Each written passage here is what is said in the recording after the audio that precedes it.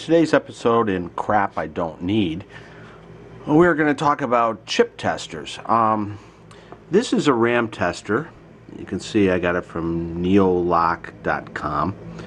This was made specifically for pinball. So it tests 5101 RAMs, which are these guys here, used in Bally and Williams games up to about 1985.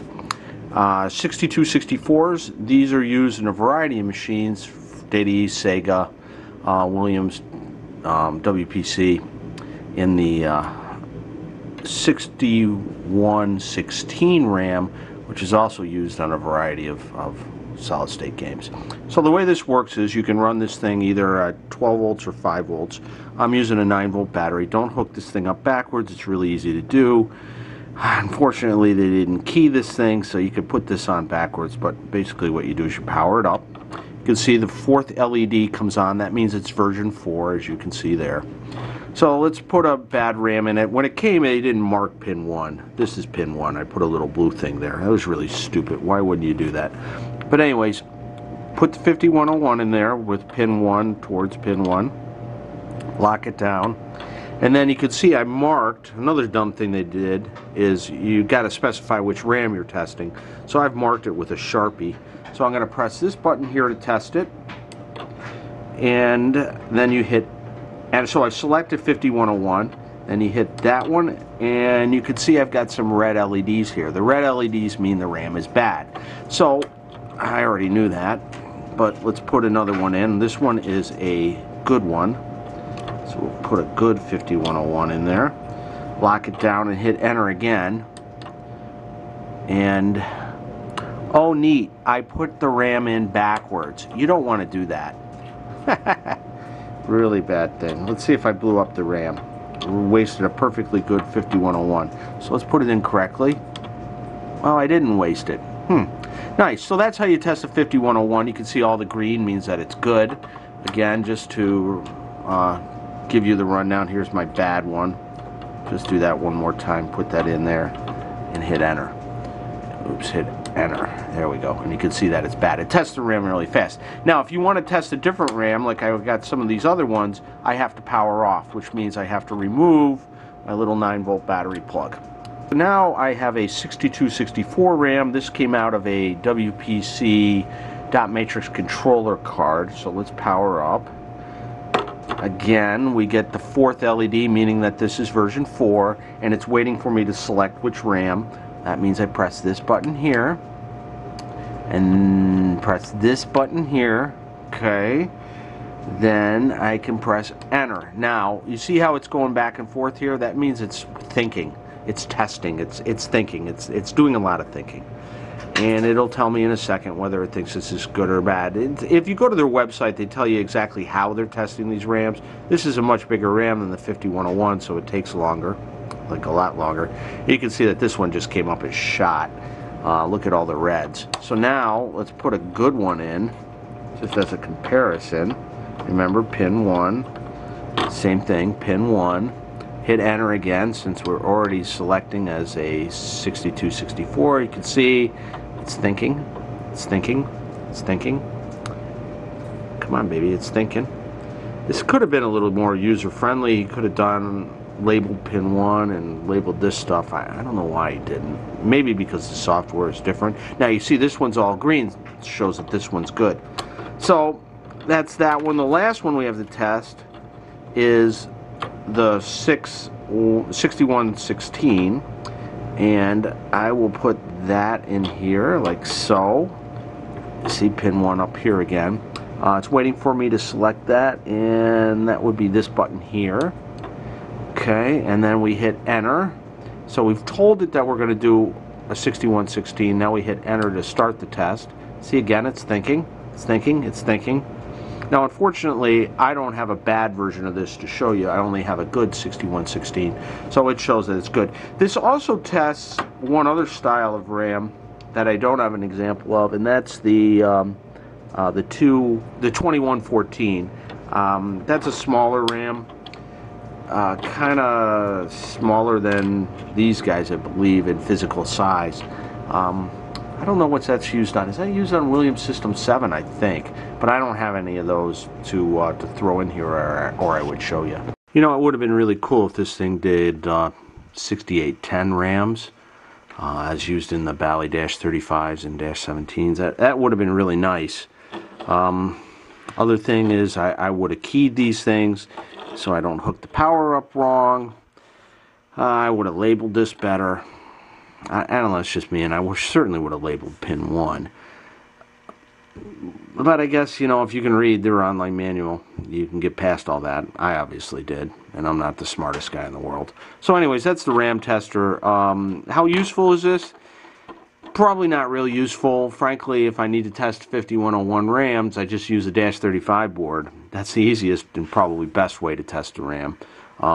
6264s, probably put that in a WPC game and use the display RAM test.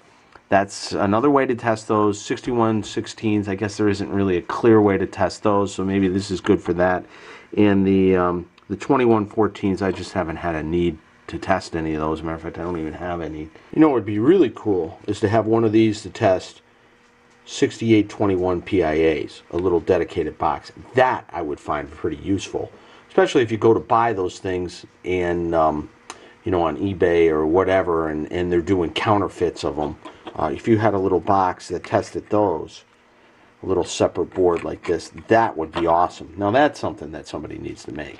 Now this brings us to our next little device, this little guy. You know, I was at Pinball Expo 2013, and there was this guy selling these little, you know, discrete chip testers for $100. And I bought one. I thought, wow, it really seems great. You know, you can put any TTL in here, that is any 74 LS 7400 series chip. You can also do CMOS, you know, the 4000 and 4500 series. There's a lot of stuff used on -35s. But it also does like LM339s, which is a popular voltage comparator chip used on WPCs, and you know, ULN 2803s, which is for the switch matrix. Anyways, it seemed like a cute little toy, and the way it works is you put it, you know, again, these guys just always fail to mark pin 1. I don't know why that is such a problem, but it is. You put the chip in there, you hold this button down, and you watch this little LED, and it'll tell me the chip number 74HC154. So that's telling me that this chip is in fact good. And if you look, it is a 74154. You can see it right there. Do the test one more time. Watch the display. Goes quick, 74HC154. So it tells me that chip's good. Okay, now, the thing that really pissed me off, though, about this cute little device is then I find them on eBay for $25. So I paid the guy $100 at Expo. In fact, they're really only $25. So I bought a bunch of them. Hell, I give them out as party favors. But how good is this? Well, it turns out it's not really all that good. This is my gold standard chip tester. They don't make these anymore, the LBT-10. They used to be available from MCM Electronics for about $400. These things are awesome. So what I do is I put the chip in. Hey, look, it's marked. It shows me how to insert the chip. So pin 1 up, hit the power, and watch the display. So it's going to tell me what it thinks the chip is, and then I hit the test button, and it says it passes. Okay, great. So this one passes. Now I've got another 154 that I'm going to put in here as a comparison.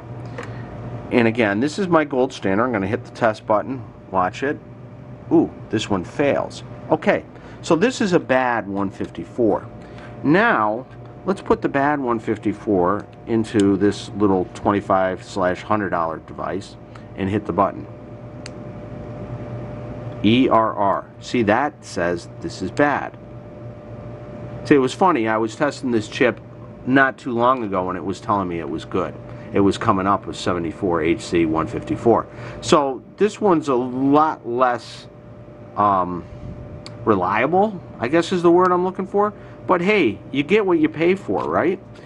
So $25 versus $400, I would take this one any day. This one does more tests. I mean, like, I can't test LM339s on this box.